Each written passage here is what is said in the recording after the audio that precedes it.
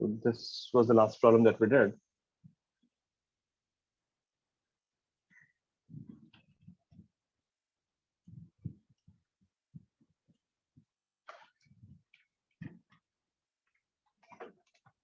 Others, keep your cams on.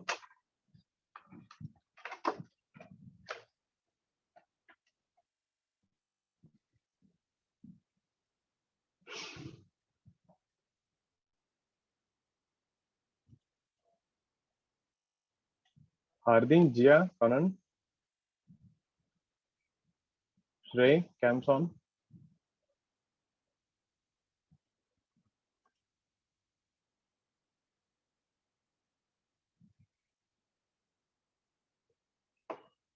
Great. So till now, right, what we have done, we did center of mass for uniform bodies. What happens if the mass is not uniform?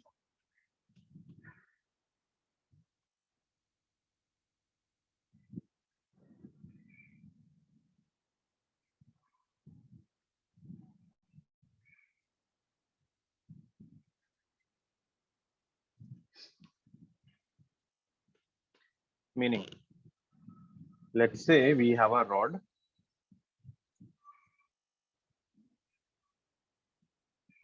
X is 0, X is L, where lambda is lambda not X. So lambda, where lambda is the mass per unit length.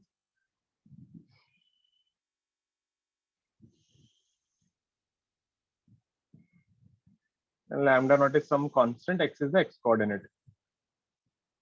You know, the meaning of this is when X is 0, what is the mass?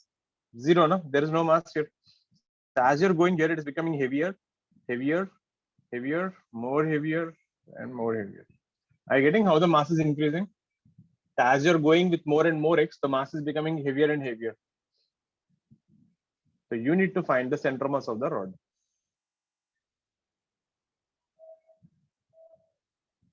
Put it on. Let me show you one question. Next one you can try. Devin, come on. Diyesh.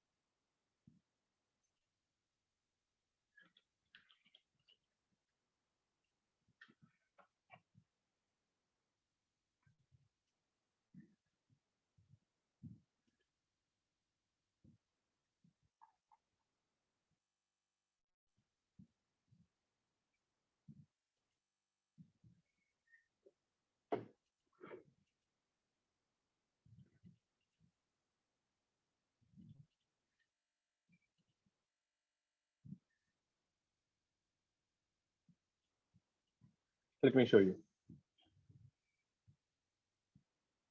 See, at a distance X,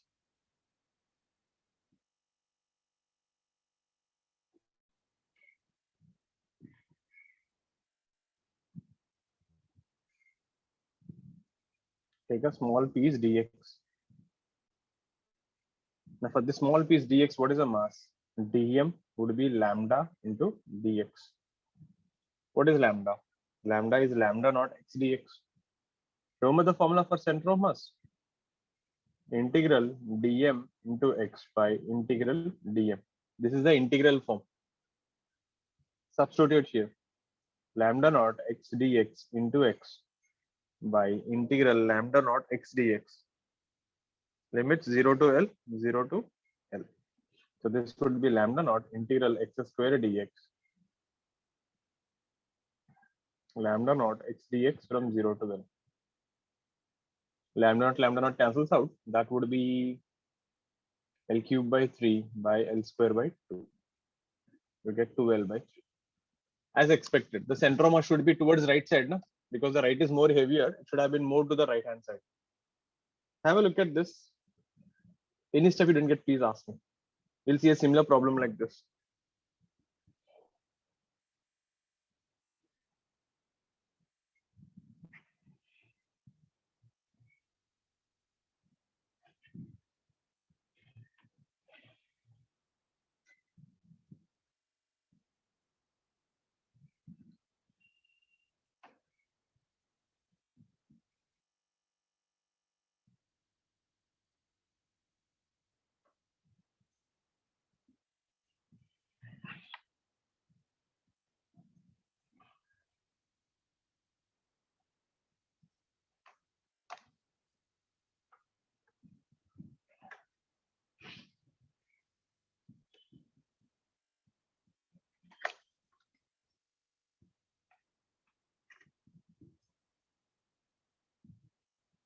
Okay, done.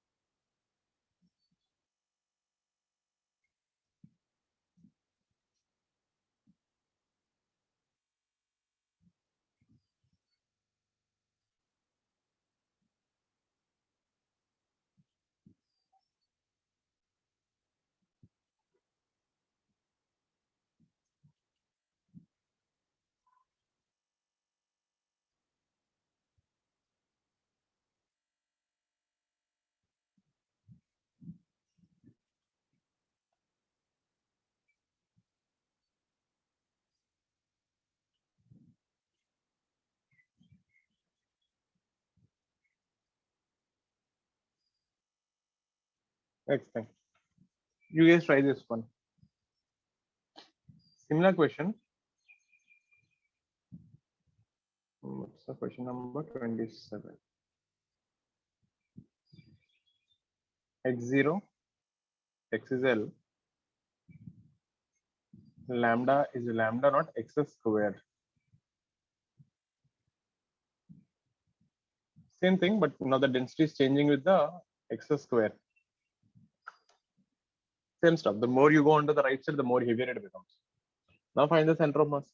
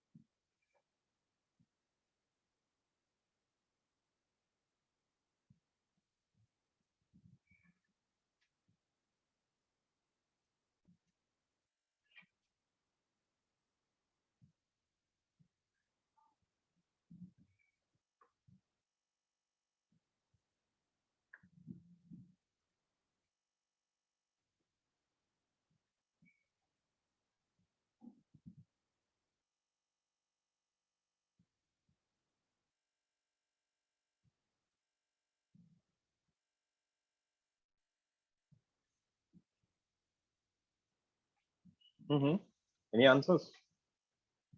3L/4. Yeah. Same thing. Distance x, take a small dx. What will be dm? Lambda dx which is lambda naught x square dx. So substitute in the formula. X center of mass is integral dmx by integral dm. That would be lambda naught x square dx into x.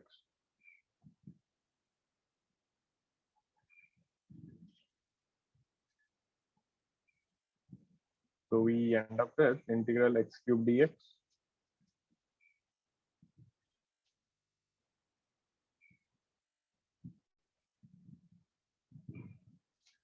L power 4 by 4 L cube by 3 L by 4.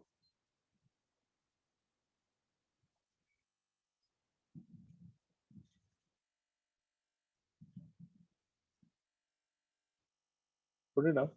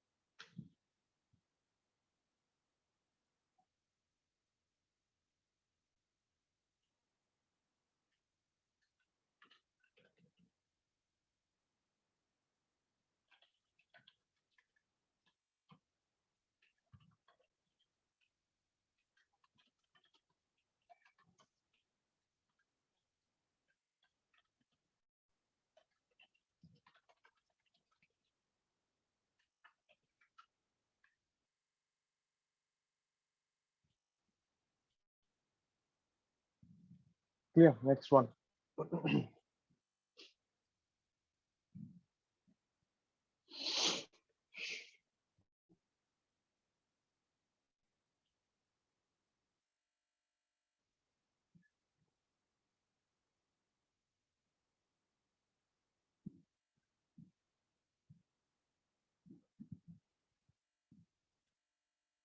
Okay. So if you see, right, there are other shapes also, but again, at a mains level, neat level, right, they won't ask anything higher than this. Anything more than this will become again an advanced level problems. But this much, at least you should have an idea how to do for a non-uniform rod. Next thing.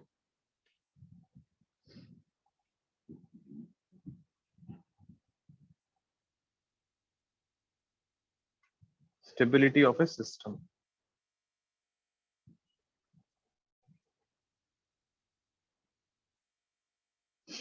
Now, for example, if I take a shape like this, and if I leave it here, do you think this will be at rest? This will fall down. This will fall down. Mostly it will fall down. So the reason, if you look at the center of mass here, the mg vector will be like this. The normal reaction at the best can be in the corner, because normal reaction should be in contact. No? If you see, you studied in school, remember there is something called torque or couple. So this thing creates a rotational effect. So this body, right, will topple. N and mg generate a torque which will topple the body. Hope everyone heard the term torque. We are going to do it today, but just give an idea. Generate a torque which will topple the body. Topple means fall over.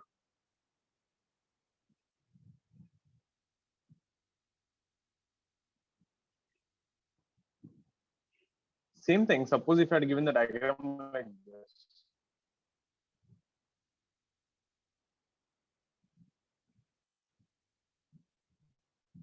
Do you think this can be at rest? Right? Most probably I can keep it at rest, meaning I can arrange it a little.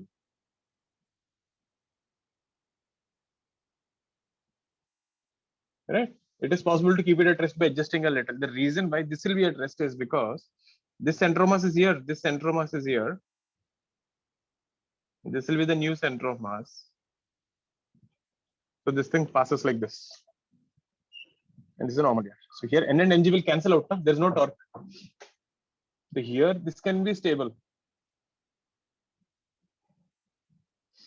So N and Mg cancel out.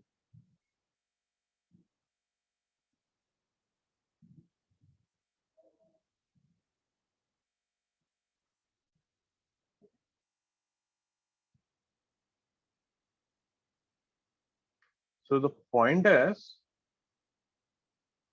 for a body to be in equilibrium,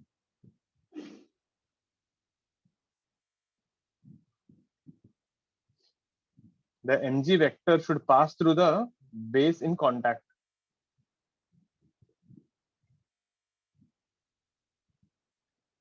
So it should pass, within this base in contact.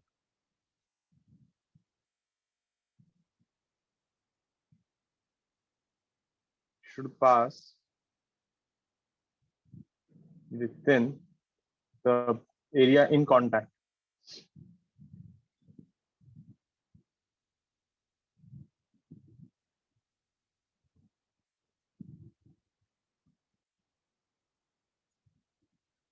So only when it is in contact up to this region, it will be in stable equilibrium, or else it will just fall over. If you look at here, this Mg is out of it now. That's why it fell over. So this is the main logic. So when you're standing now, if you lean right side, why don't you fall? Because your Mg vector is still passing through your feet. But if you lean too much, what will happen? You will topple. Are you getting it? Meaning, if you're standing like this, your Mg is like this. As long as you pass through the feet, you're safe. But if you bend too much, what will happen? You'll fall down. And think about it. Now, normally when you stand also, you don't stand like this. You know what you do normally? When you're standing now, your head will be forward, but you'll push your bum backward. You're trying to still balance the center of mass with the base. No one stands like this. You don't stand like this. Getting it? Same way when you can see this thing when you're going on a cycle and when you take a right turn or a left turn. Do you see what you do? When you take a right turn, you bend to the left side. Your body is like this. Or you're going on a cycle like this. What you're trying to do is that only. You're trying to keep the center of mass still within the base. Okay? Put it up.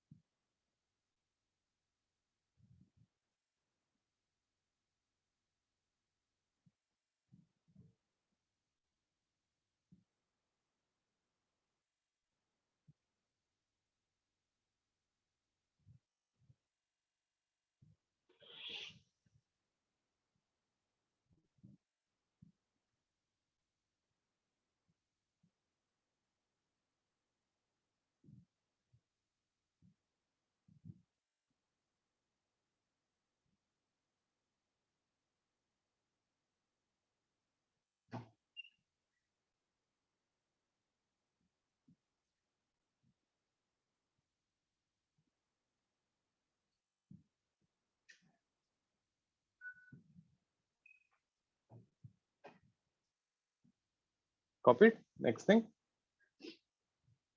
This thing now, you must have seen a toy like this. Bird,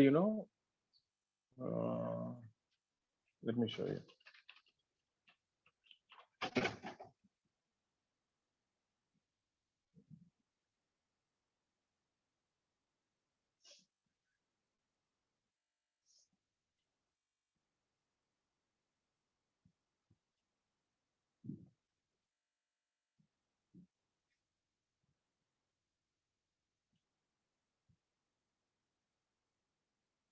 See.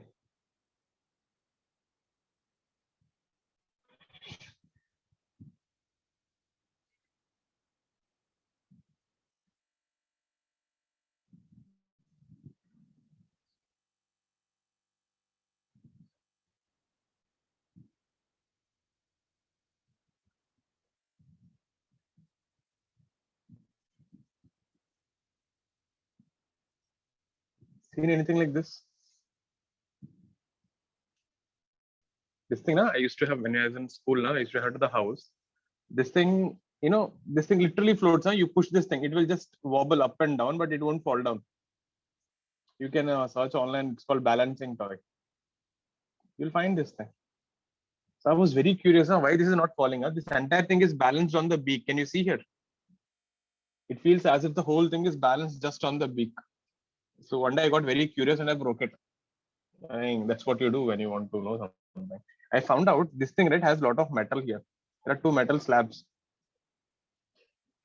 So what was happening, because these two are two now, one, the centromass is still lying somewhere here, such that the centromass is passing through this base. As long as the centromass of this whole bird is within this thing, do whatever you want, it won't fall down. So this toy you will find. Right? Then let me show you something more.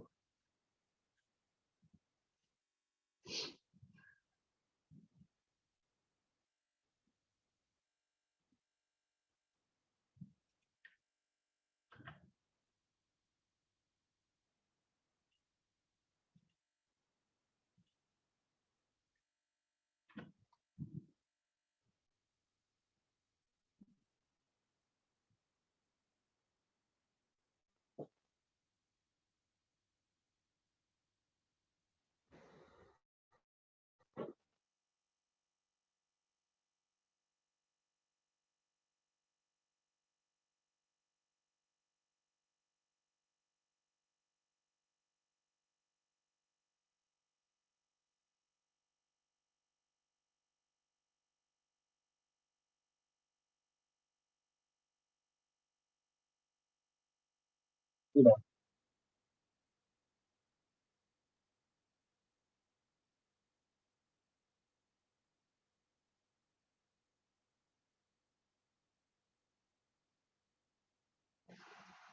It actually works.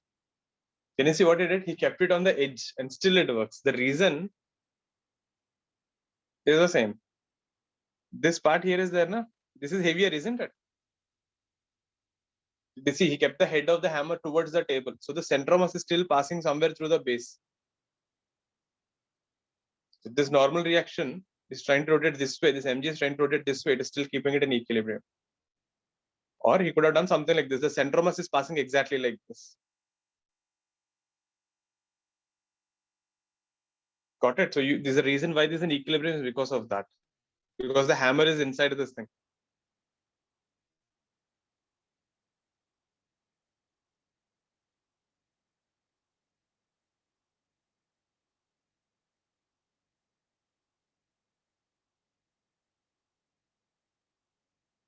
It works like that. So this balancing toy, this hammer thing, all work on the same principle. Let's see a problem.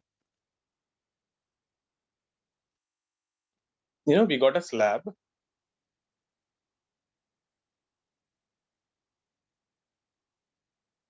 You must have done this, when you're in school. Others, keep your cams on. We have 4 slabs.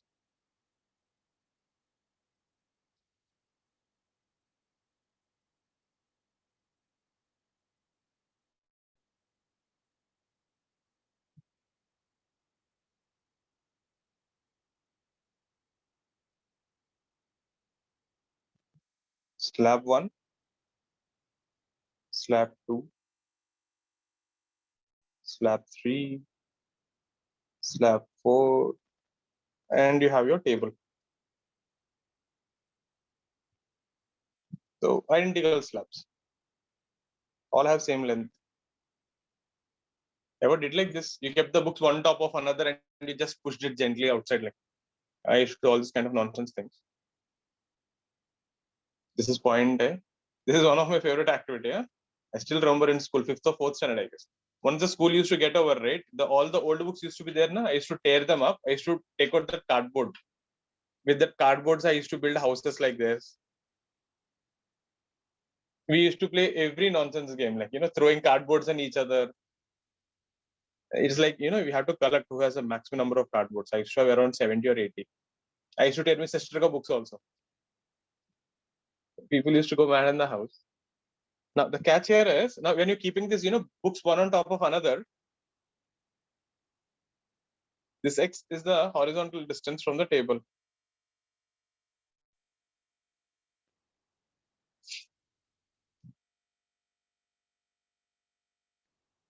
So I want you to find what is the maximum you can put outside.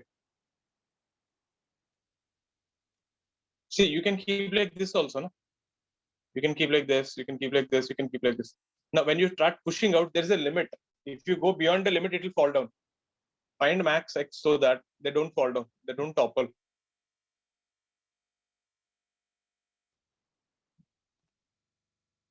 What is the maximum you can push outside so that they don't topple?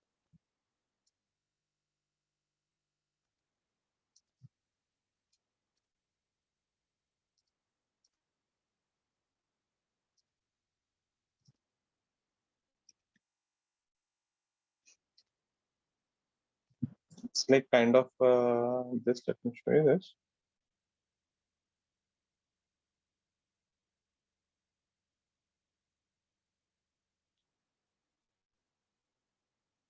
Oh.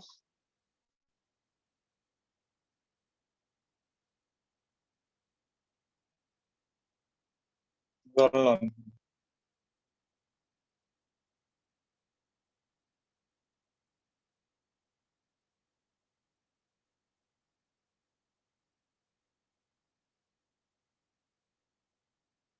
I took 4, right? This got 31 planks.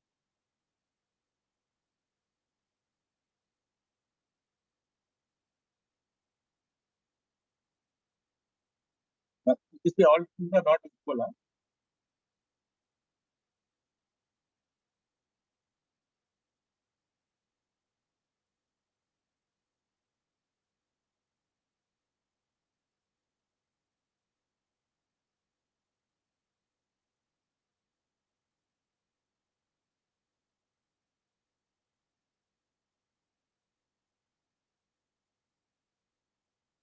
Can you see how it is hanging outside?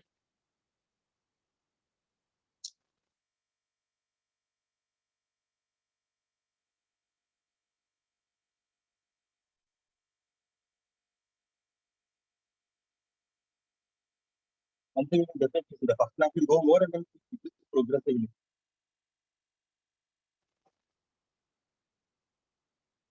In our question, what I'm asking is to find this length which is outside the table.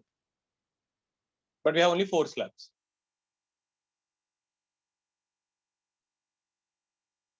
It's small difference and goes up.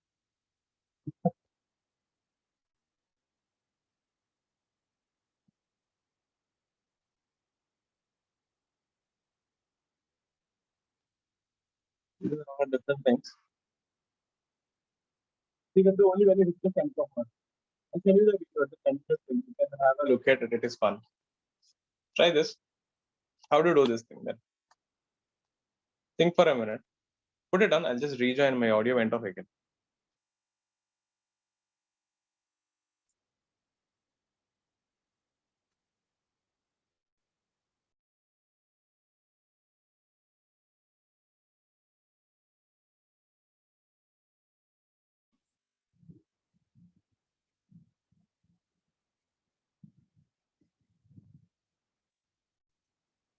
Think for a minute. I'll show you.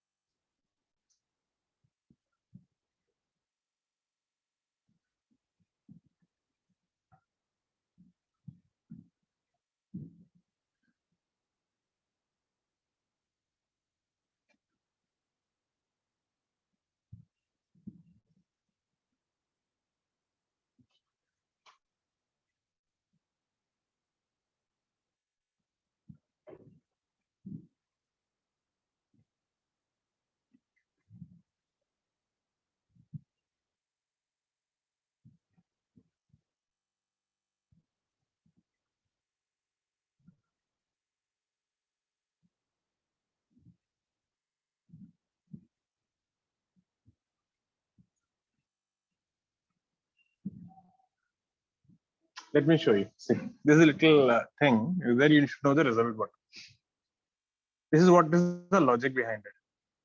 When you take the first plank, let's see from the top. Where is the center of mass here? So this weight will act from here, na? Now, from our understanding, where should we keep the second plate?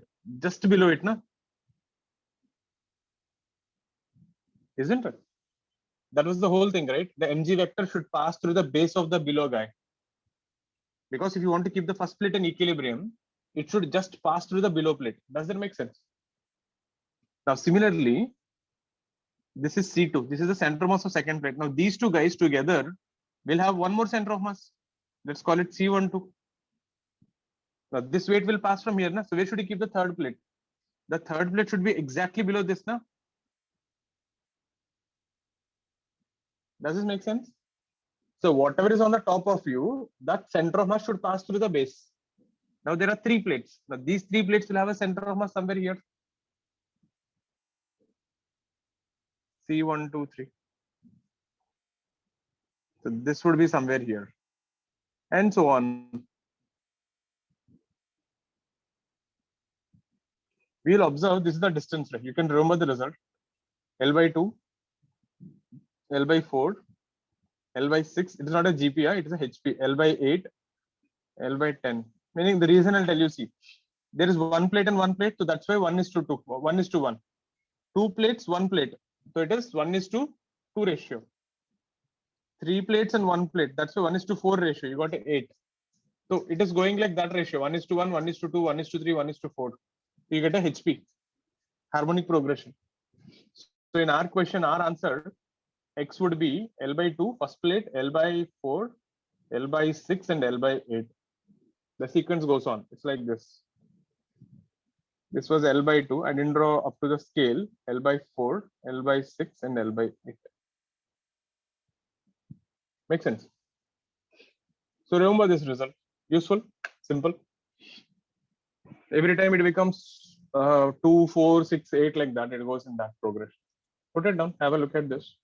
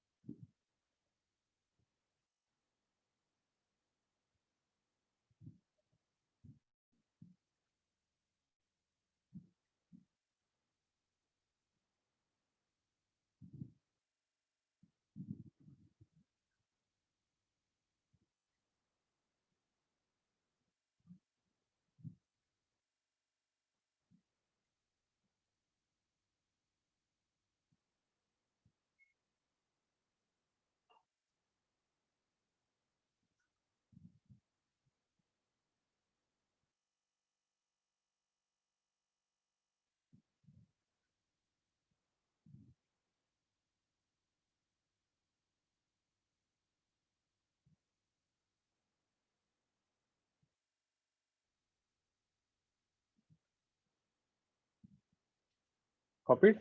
Next one. So that's about the center of mass. We're done with this subtopic. Next thing. The next topic is rotational mechanics, which is there in the 12th also. That's the first chapter. If you see in 12th standard, the first chapter in physics, right? It is circular motion plus rotation. Circular motion we have already done. Like I told you, this HSC portion is a big khichdi actually. I don't know who came up with that brilliant idea, like make every chapter into two pieces, keep one piece in 11th and one piece in 12th. Anyways, that's one. So the next chapter is rotational mechanics.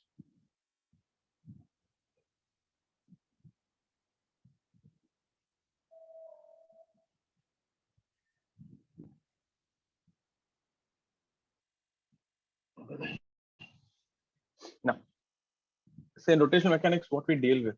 Now, if you observe till now all the chapters,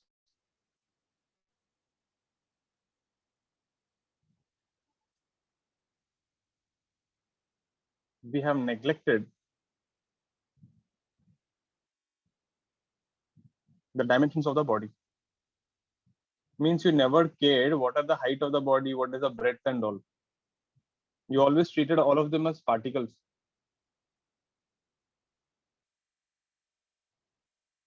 And we treated all bodies to be point particles. But real life, it doesn't work like that.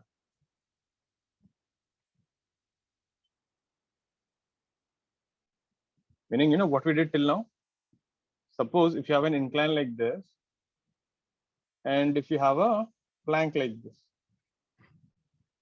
Suppose the same plank, if you kept like this, you assumed both are identical. You said both are going to behave the same way. But do you think the both will behave the same way? This guy will topple, no? This will rotate and will tumble and fall down, whereas this will slide. But we treated both are identical till now. We never cared what was the height and everything. That was the problem, right? So in reality, the topple, we assumed, till now, both will translate. So the whole thing will be different.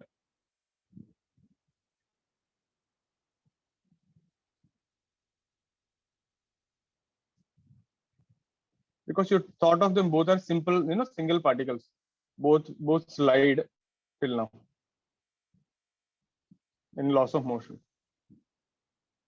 So we never cared about this toppling the motion, that the bodies can roll, bodies can trip over. We never cared about this kind of stuff. So that's what we'll be handling in this chapter. Put it up.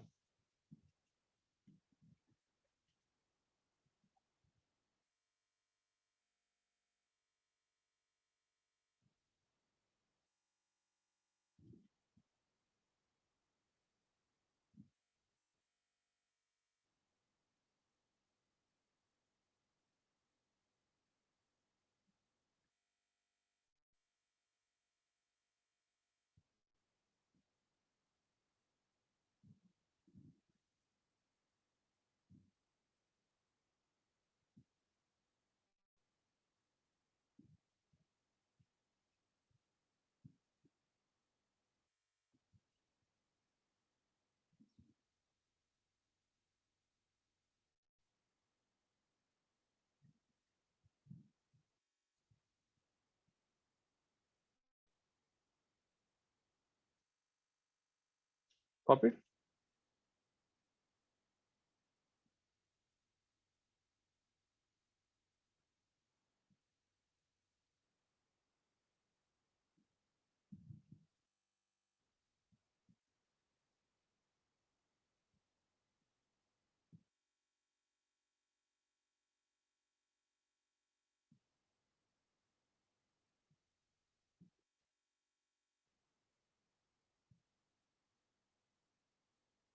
Yeah. Next.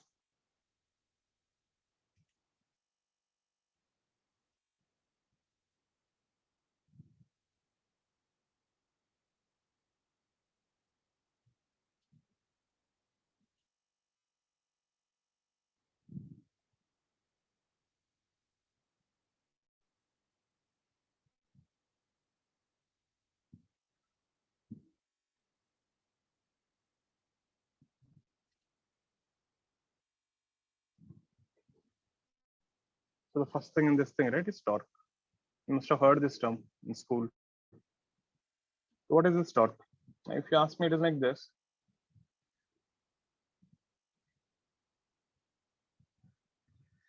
Body continues to be in a state of rest.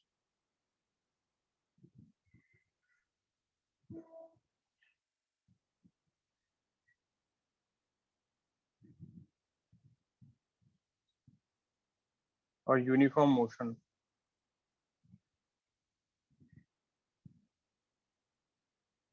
Until and unless torque is applied on it. This is similar to the force definition. So for force, we used to write a body continues in a state of rest or uniform. This is uniform rotational motion. No?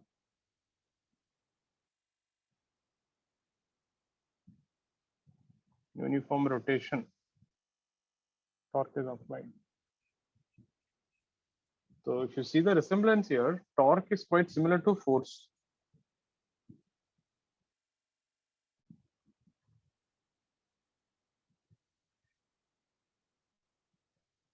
Force is for translation,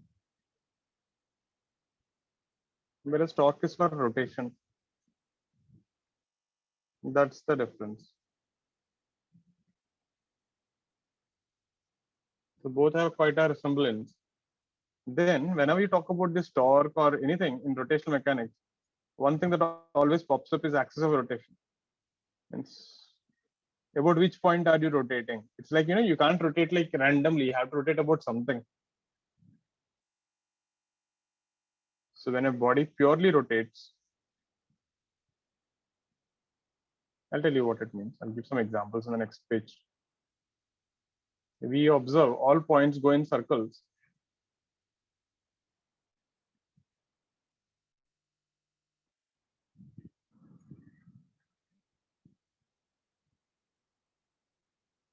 The line joining the center of the circles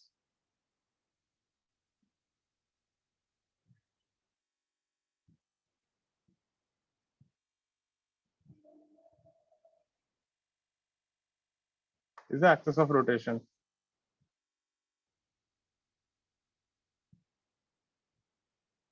Put it on. I'll show you some examples on the next page. So this is the important thing. And whenever you talk about rotational mechanics, the important thing is about which point are you rotating. If you just say I'm rotating, that won't make sense.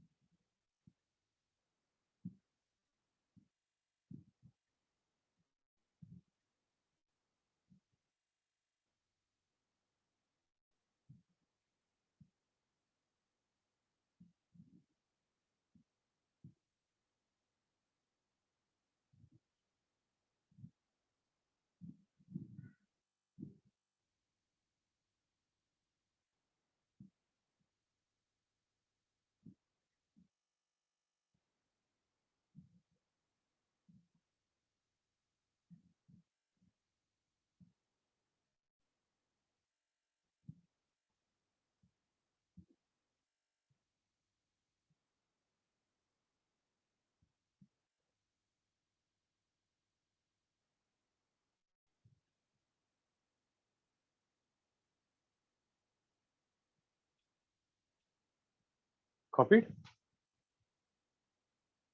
So what is this axis of rotation? The best example, if you see, your door is there, the hinge is an axis of rotation. But let me take a more random example.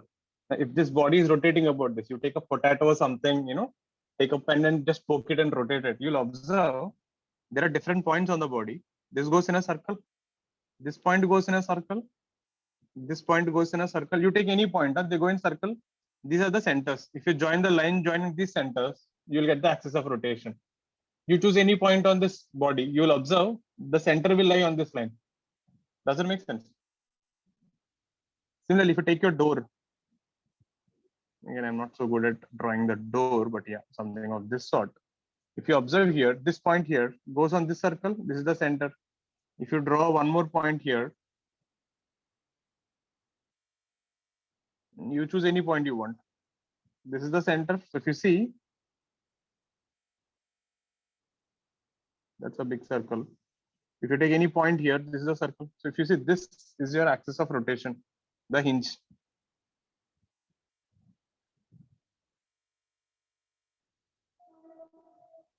So this is a door. The hinge is the axis of rotation.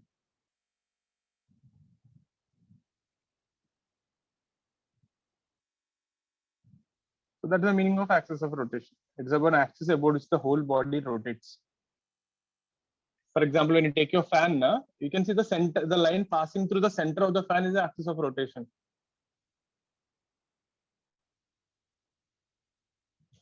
So the concept of axis of rotation is quite important when you're studying the rotation. You should know like about which point are you actually rotating.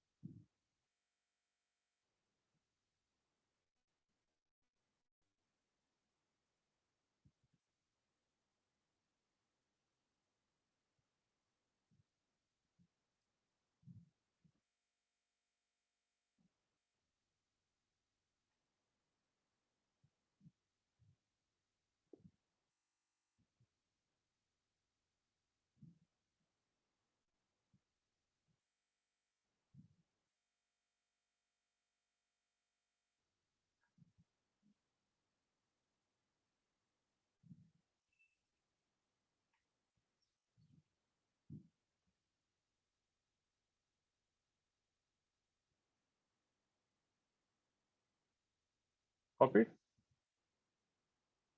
Now this concept is quite important. The reason for engineering students it is obvious because when you design a robot or any vehicle or something, this is important. For medical students it is important because when you're think about it, when you're walking, when you're turning, for your example, when you're rotating your arm or the wrist, all these are axis of rotations, isn't it? So there is even a better thing than this, something called let me read one more statement here. This is similar to 1D motion.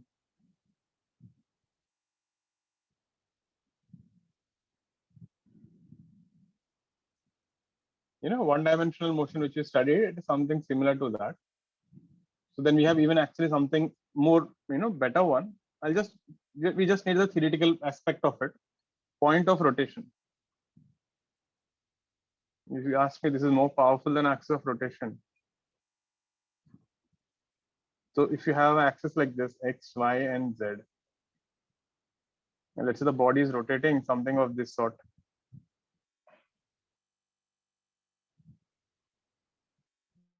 So basically, what? You can split this motion into 3 parts. About X-axis, you're rotating like this. About Y-axis, you're rotating like this. About Z-axis, you're rotating like this. So this is rotation about X-axis, Y-axis, and Z-axis. You can split the motion into 3 axes of rotations.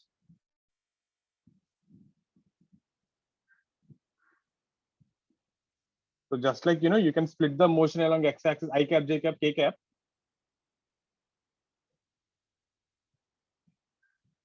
So here the rotation can be split into 3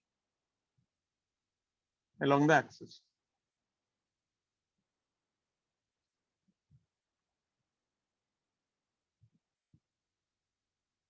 If you see, this is similar to 3D motion.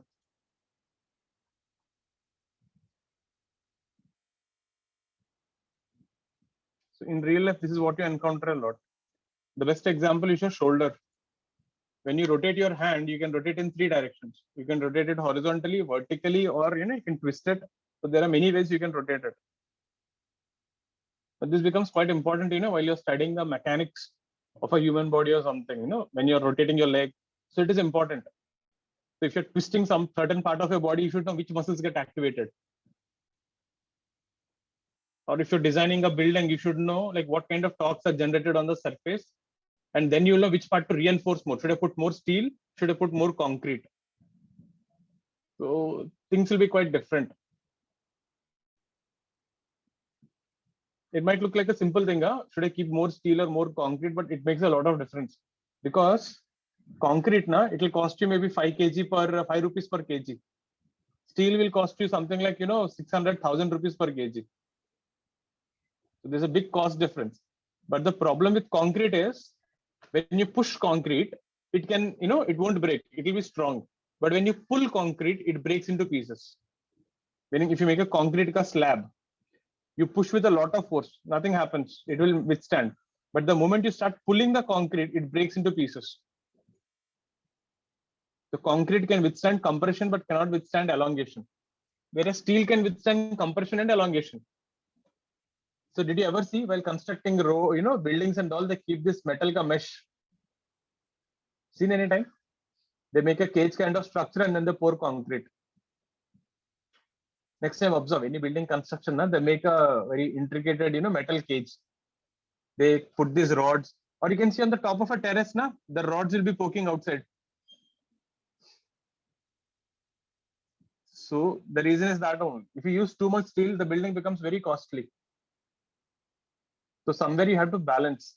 So you should be sure, wherever there is a compression, you can use concrete, but wherever there's an elongation, you have to use steel. Example, in your house, you have beams, beams will get elongated. So you have to use more steel here. Pillars will get compressed. So you can use more concrete here.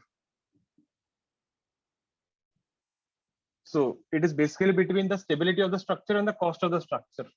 You just can't use steel everywhere and make it very expensive. So multiple things are there. So let's see this point of rotation example. When you talk about shoulder, see, when you're standing like this hand is there, you can rotate it like this. So you're rotating about this axis.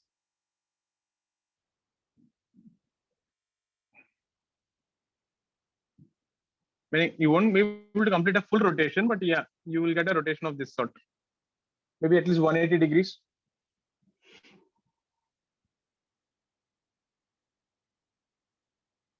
And the other one, so this is another rotation. You can go like this, isn't it? So that is one axis into the plane. The other one, I couldn't draw it that well, but yeah, I'll try. It's like this. You're rotating your hand like this, your joint or the elbow. You're getting? You can rotate it in another rotation. So in this is the axis of rotation. So if you see, there are 3 point axis of rotations for your shoulder. The shoulder is a point of rotation.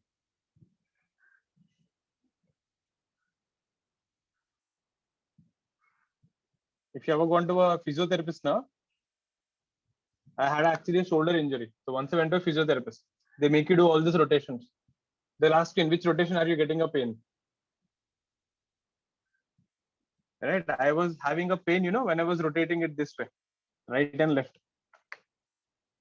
So then based on that thing, they will find out which muscles are getting activated. And from there, they'll decide which muscles are having an injury.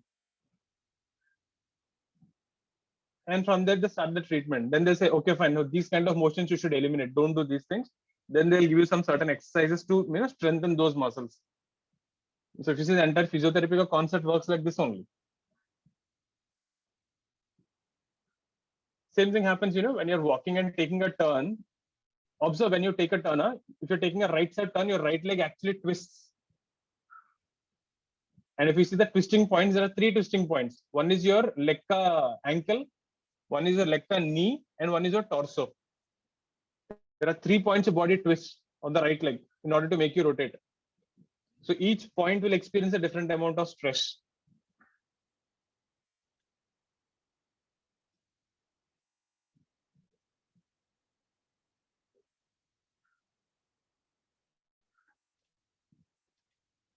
Copied? Next one. Let's see this thing now. Let's see how to calculate this torque. So we know what is torque and stuff. Now all this is experimental. Case 1. we have your axis of rotation. This is how I will draw axis of rotation with a symbol though, that is axis of rotation.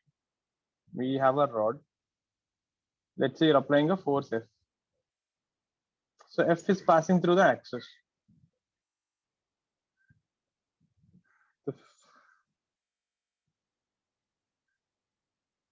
So when I say axis, it means it's axis of rotation. So we'll not be writing the full word anymore.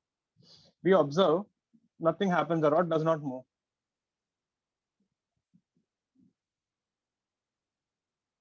You can try this with your door. If you pull the door, away from the hinge or towards the hinge, door don't rotate. We observe the rod does not rotate.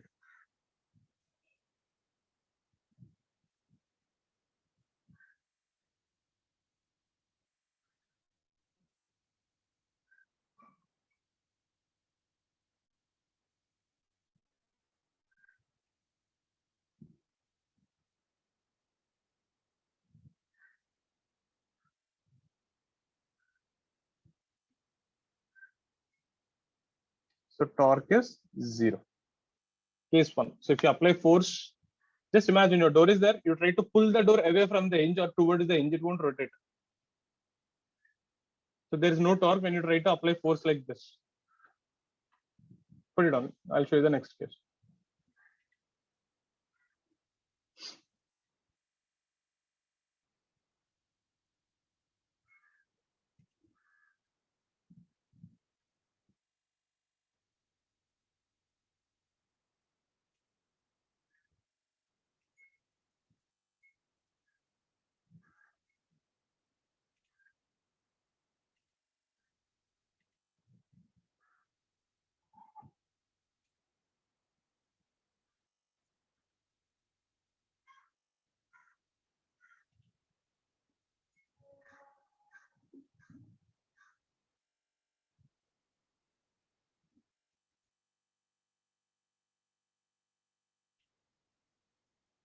Copy it. Next one.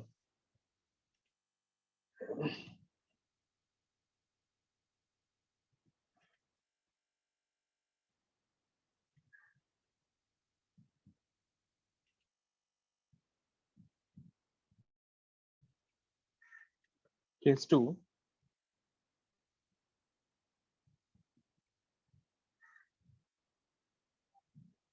We have an axis. The rod, the force F is like this, perpendicular and in the plane.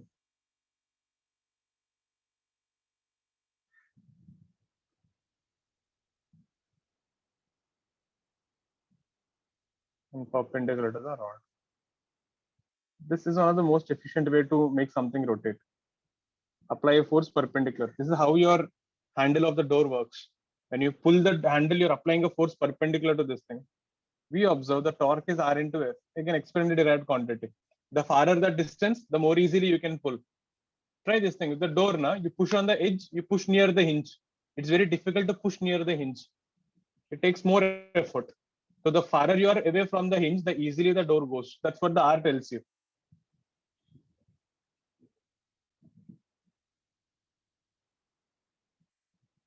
Case 3.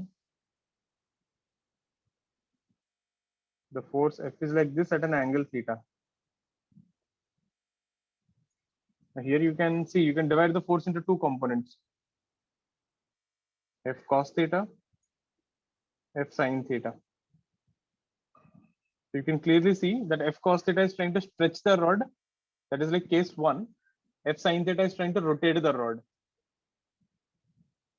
So F is in the plane.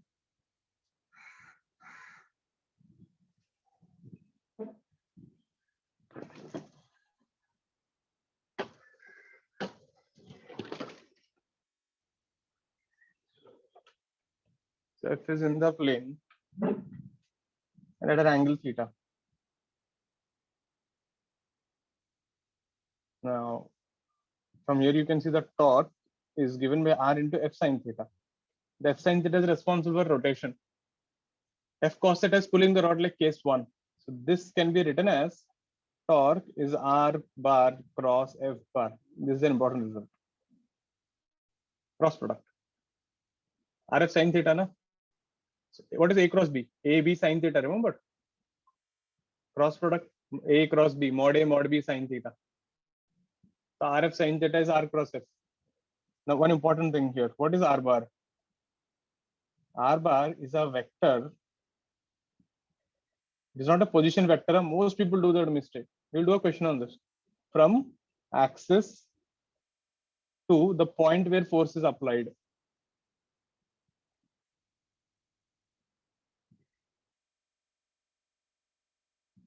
Remember this thing.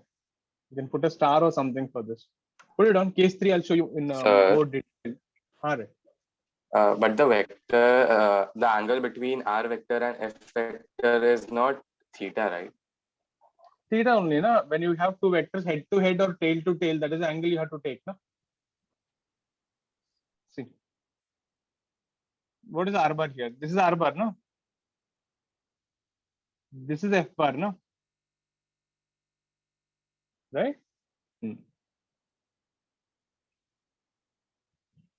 Maybe I didn't draw it well, I guess.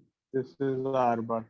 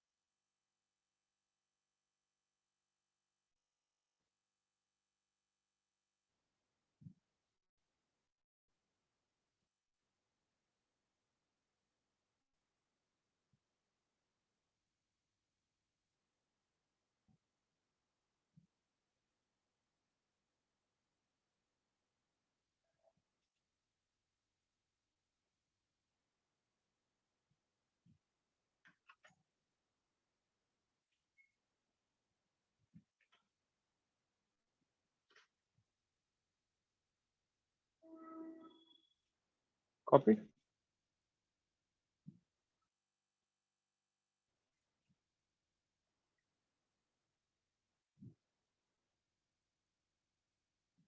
Now, this is important. How do we calculate this torque?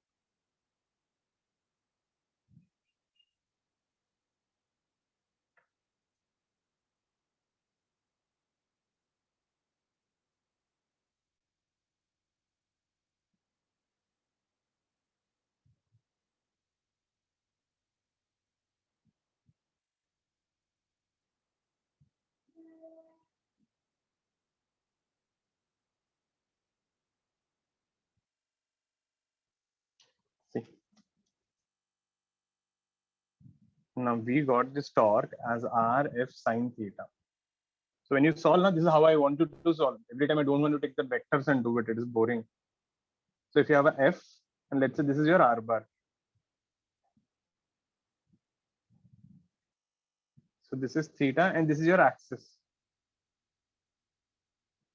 So now you can divide this F into two components. F cos theta, F sin theta. So if you see this F sin theta here, this is the perpendicular component. No? This was the parallel component. So you can write this RF sin theta as R into F perpendicular. So whenever you want to find the torque, you can simply take the distance into the perpendicular component of the force. That will give you the torque magnitude. Or R sin theta into F. You can give that sin theta to R, and you can select this also. So you need to see which one is more convenient. Both will give the same answer. R bar, this is the axis. Extend the force vector. This is theta. Drop a perpendicular. This will be the perpendicular line. This is theta, and this would be R sin theta. So you can select this also. Torque is nothing but R perpendicular into F. Now, which one are you going to divide? The force or the R? Both will give the same answer. You see which is more convenient. So in this case, what you need to do, extend the force vector. The second one is one thing which we use a lot actually. Extend the force vector and drop a perpendicular. It doesn't matter where is the force vector. Draw a big line, drop a perpendicular.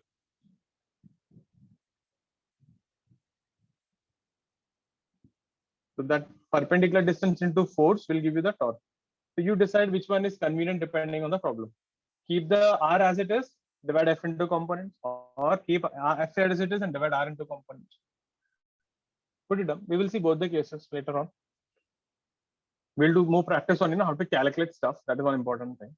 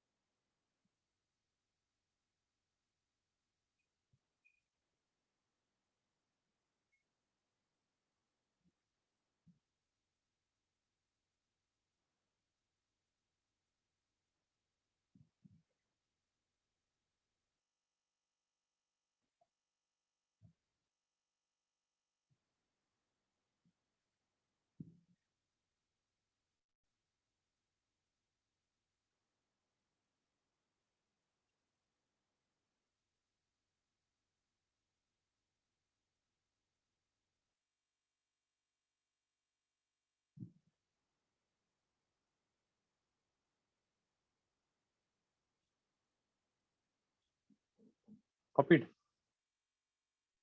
Next thing. Another important thing. So we know how to get the magnitude. The next thing is the direction.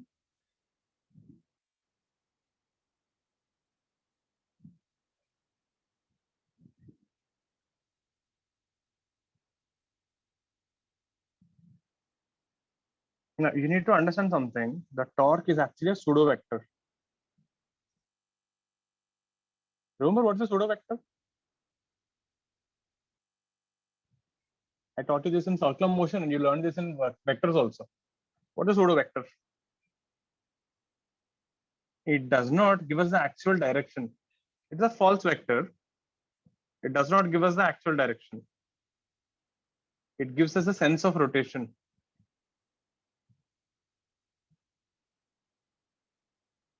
I'll tell you what it means.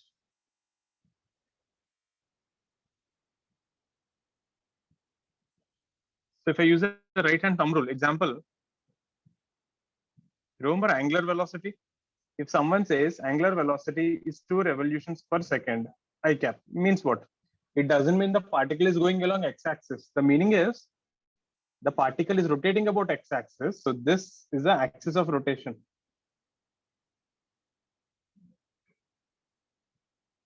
And the particle is completing 2 revolutions in this direction. The particle is actually going in YZ plane. So we are using the right hand rule here. Thumb indicates the axis. The curl of the fingers indicate the rotation.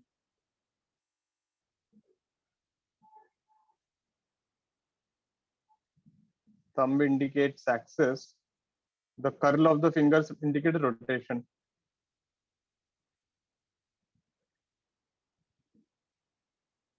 Does that make sense? Similarly, someone tells you tomorrow, no, the torque is 10 k cap. The meaning is what? It doesn't mean the particle is going along z axis. The meaning is k cap, na? So it is, put your thumb along the k cap. So this is your axis or thumb ka direction. So that should be out of the paper. Rotation is this way, anti-clockwise. Does that make sense?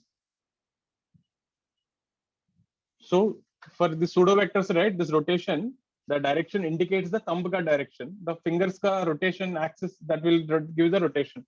So these things don't give you the actual direction, they'll give you the sense of rotation. That's why we call them pseudo vector. Put it down.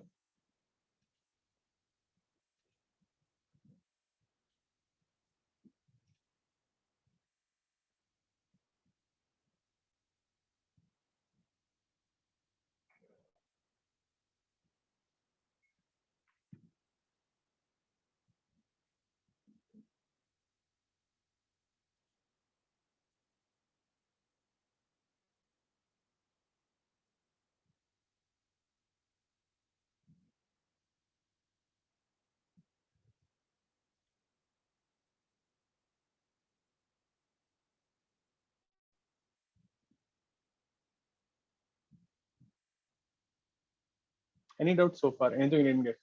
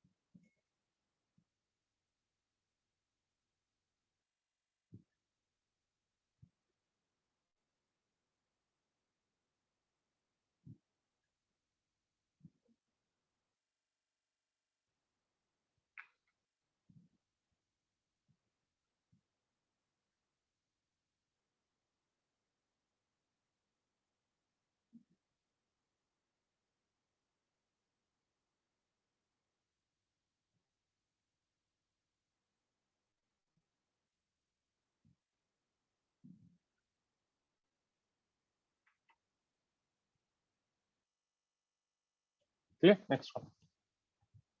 Now another important thing, how to get this direction. So this is what you do normally. Still writing? Done? Okay.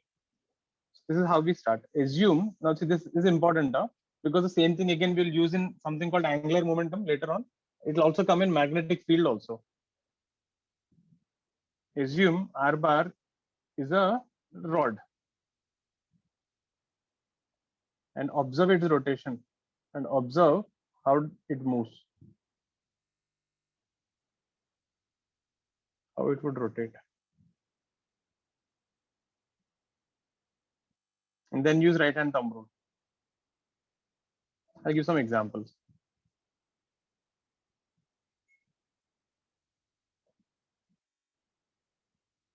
For example, this is your R bar and you're applying force F here. Imagine R bar is your rod.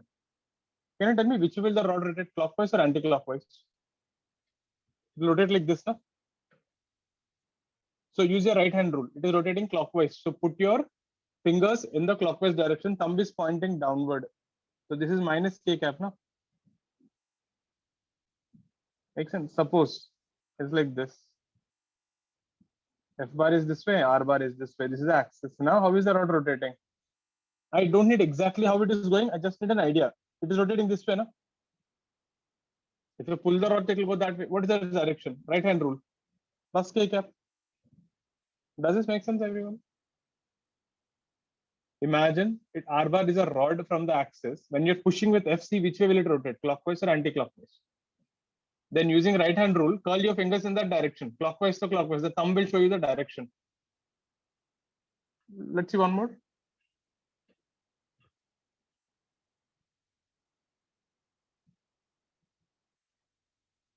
Which way does this rotate? Or let me like this. This way, which way will this rotate? It rotate this way, no? Okay. Does this make sense? How to get the direction? So we get the magnitude from this R perpendicular F or F perpendicular R. We get the direction from this. So this is how we calculate torque. Put it down. We'll see 1 or 2 problems on this. We'll get the hang of it.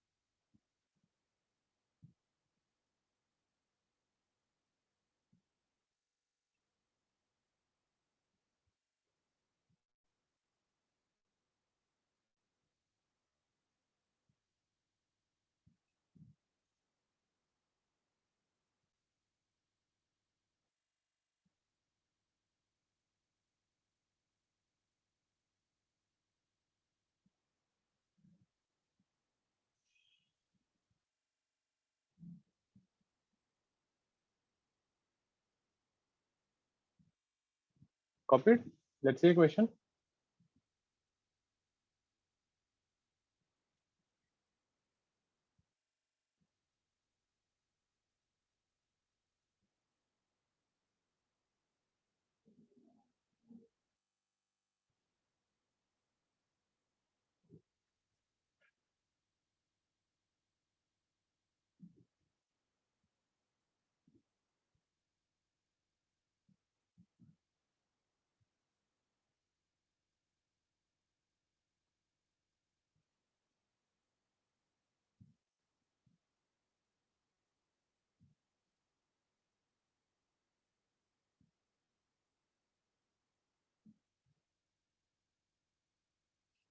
Let's see a question. We have a rod. Okay. This is fixed at the center.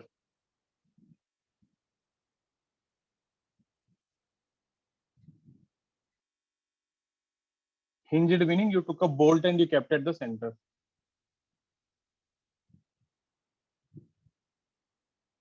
So you are having F1, F2, F3, F4, F5. This is L by 4. This is L by 2. This is L by 6. And this is L by 2. So these are the 4 forces, 5 forces. Find torque due to the each force about the hinge.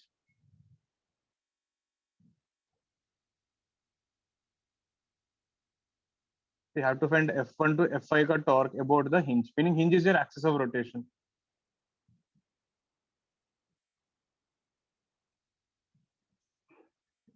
Just to show you one, this is how I do. The rod is there, the force F1 is here. This is your hinge. What is your R bar? Perpendicular distance, not drop the perpendicular distance. This is your R bar. So what is the torque? F1 into L by 2. That's the perpendicular distance. R bar is your L by 2 here. What about the distance? How will this rod rotate? It would rotate this way, na?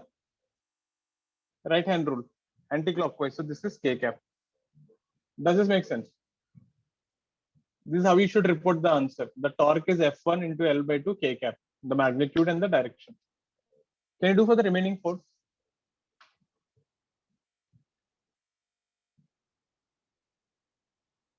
Anyone confused with anything, please ask me. Get it cleared.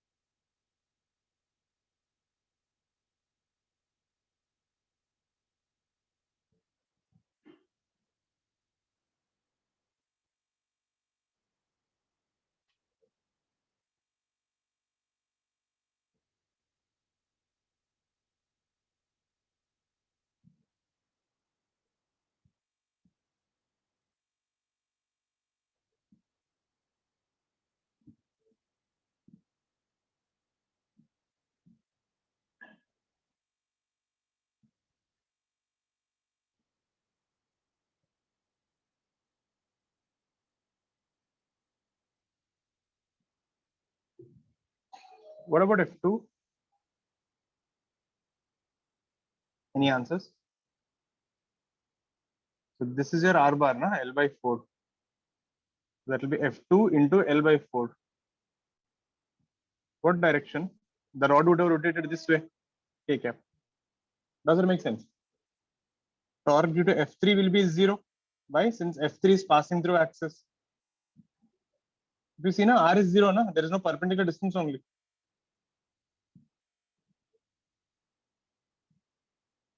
What about F4? Only difference, it will rotate this way now. And this is L by 6. So F4 into L by 6 minus K cap. This is the torque due to F4. Torque due to F5 would be F5 into L by 2 minus K cap. Check out these things. Any doubt, please ask me. The magnitude and the directions.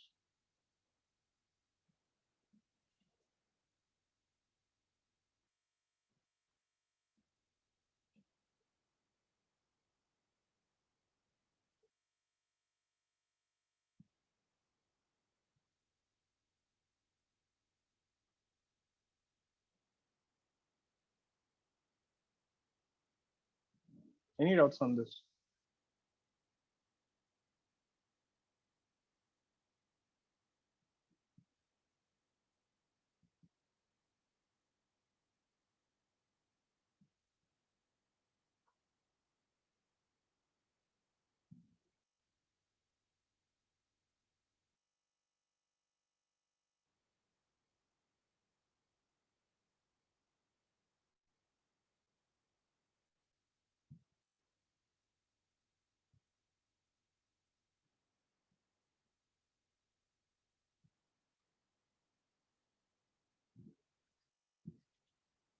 Clear? Any doubts on this thing? Last one. Turning the page.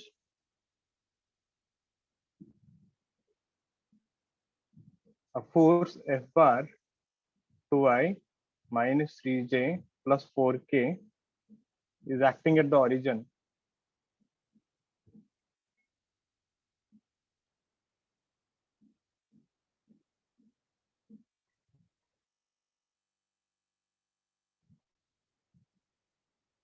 Find the torque about the point A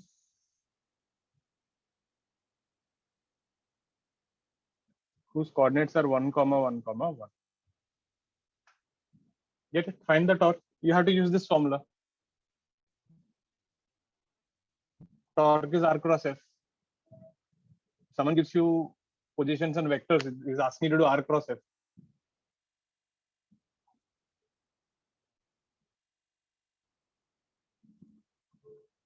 Hope the question was clear. A force F bar is acting at the origin. Find the torque about the point A 1, 1, 1.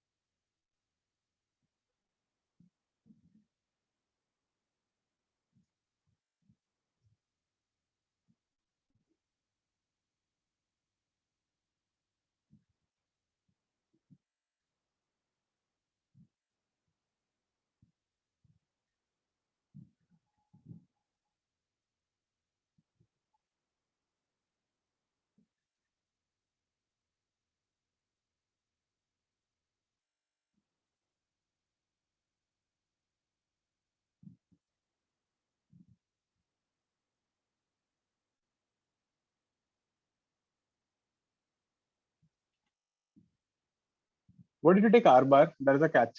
Most people mess up that part. Huh? What is R bar? Anyone?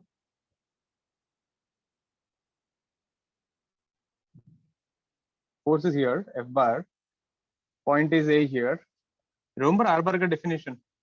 R bar is a vector from the axis to the point where the force is applied. This is the most common mistake people do. They think R bar is position vector. R bar is A to O bar. Na? R bar is a vector from axis to the point where force is applied. So what is AO bar? Final minus initial. That is minus 0 minus 1 I cap, 0 minus 1 J cap, minus K cap. Does this make sense? Most people will take R bar as I cap, J cap, K cap. And there will be an option based on that also, a negative option. R bar is not position vector. Remember that. This is not a position vector. When that will be position vector, the force F is acting at point A, find a torque about the origin.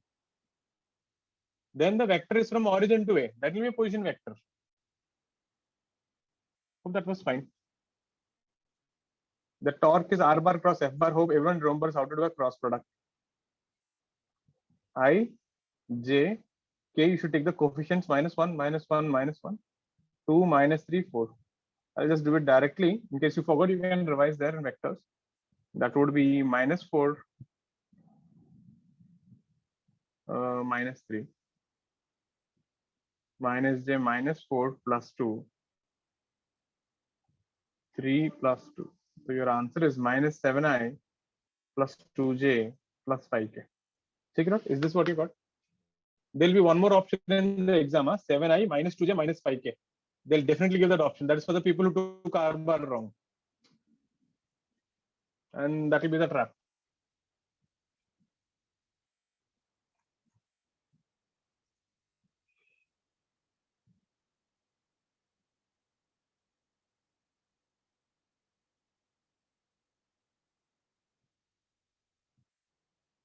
Clear?